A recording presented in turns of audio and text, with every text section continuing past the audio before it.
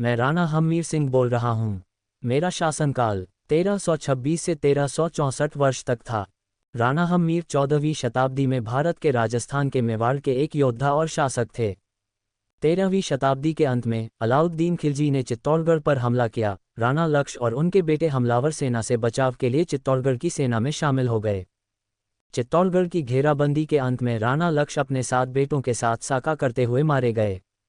चित्तौड़गढ़ पर शासन करने वाली रावल शाखा का अस्तित्व समाप्त हो गया, क्योंकि वे सभी साका करते हुए मारे गए। अजय सिंह घायल हो गए और रक्त वंश को संरक्षित करने के लिए उन्हें चित्तौड़गढ़ से तस्करी कर बाहर ले जाया गया।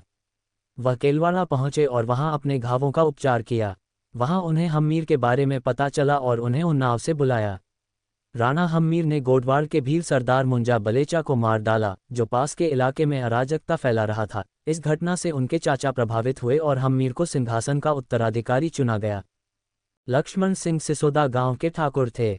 वे अपने 7 बेटों के साथ साका में मर गए, जबकि उनकी महिलाओं ने जौहर कर लिया।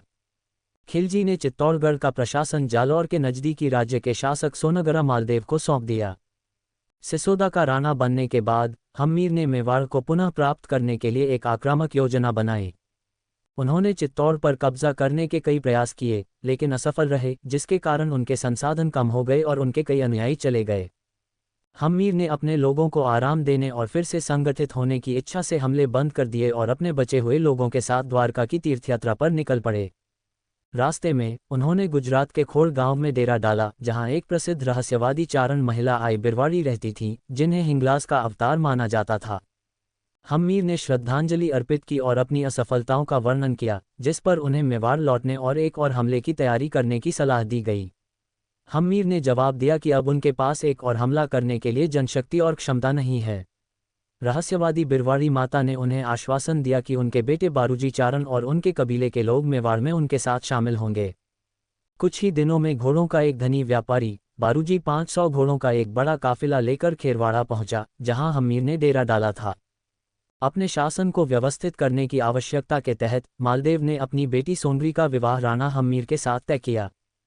खिलजी को यह वैवाहिक गठबंधन पसंद नहीं आया और उन्होंने मालदेव से चित्तौड़गढ़ वापस ले लिया और उसे मेड़ता दे दिया। इससे हम्मीर को खिलजी की सेना को मेवाड़ से बाहर निकालने के लिए प्रयास करने के लिए प्रेरित किया। हम्मीर और उसके चारण सहयोगियों ने बारूजी सौदा के नेतृत्व में हमला किया और मोहम्मद बिन तुगलक के सिंहासन पर बैठने के बाद चित्तौड़गढ़ को जीतने में सफल रहे। दिल्ली में खिलजी वंश के अंत से उत्पन्न अशांति के बीच हम्मीर सिंह ने मेवाड़ पर नियंत्रण प्राप्त कर लिया। उन्होंने मालदेव के बेटे जैजा दिल्ली सल्तनत के चौहान जागीरदार को मेवाड़ से बेदखल कर दिया।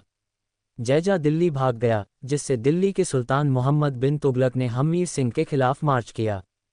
हम्मीर सिंह ने सिंगोली गांव के पास सिंगोली की लड़ाई में तुगलक को हराया और सुल्तान को कैद कर लिया।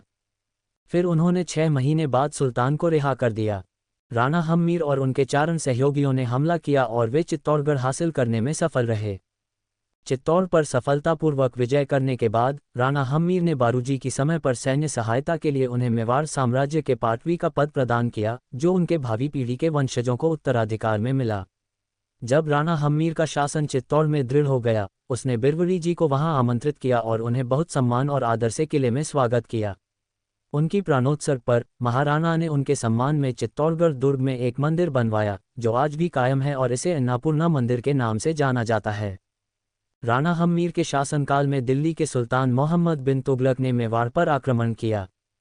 दोनों के बीच सिंगोली नामक स्थान पर युद्ध लड़ा गया, जिसे सिंगोली का युद्ध कहा जाता है, जिसमें हम्मीर सिंह ने तुगलक सेना को हराया और मोहम्मद बिन तुगलक को बंदी बना लिया। वर्तमान में सिंगोली नामक स्थान उदयपुर में स्थित है। इस युद्ध के बाद मेवाड़ में राणा हम्मीर के दिन सामान्य रहे तथा 1364 में इनकी मृत्यु हो गई। मेवाड़ राज्य के इस शासक को विषम घाटी पंचानन सकंठ काल में सिंह के समान के नाम से जाना जाता है। राणा हम्मीर को विषम घाटी पंचानन की संज्ञा राणा कुंभा ने कीर्ति स्तंभ प्रशस्ति में दी।